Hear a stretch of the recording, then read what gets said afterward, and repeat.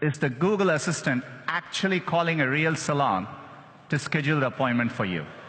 Let's listen.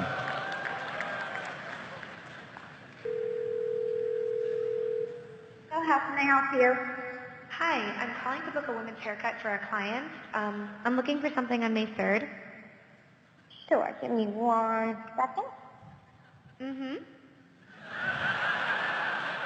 Sure, what time are you looking for around? At 12 p.m. We do not have a 12 p.m. available. The closest we have to that is a 1:15. Do you have anything between 10 a.m. and 12 p.m.? Depending on what service she would like. What service is she looking for? Just a woman's haircut for now. Okay, we have a 10 o'clock. 10 a.m. is fine. Okay, what's her first name? The first name is Lisa. Okay, perfect. So I will see Lisa at 10 o'clock on May 3rd. Okay, great. Thanks. Great. Have a great day. Bye.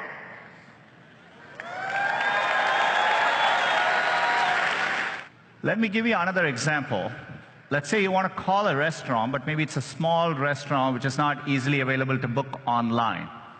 The call actually goes a bit differently than expected. So take a listen.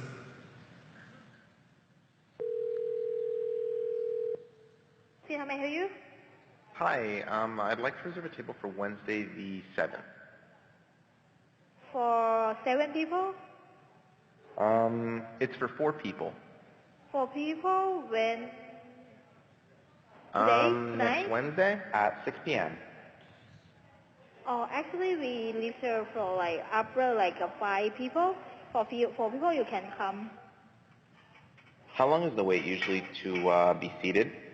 For when, tomorrow or weekday or? For next Wednesday, the 7th.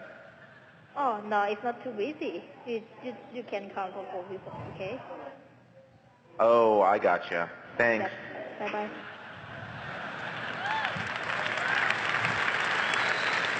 Again, that was a real call. We have many of these examples where the calls quite don't go as expected, but the assistant understands the context, the nuance. It knew to ask for wait times in this case and handle the interaction gracefully.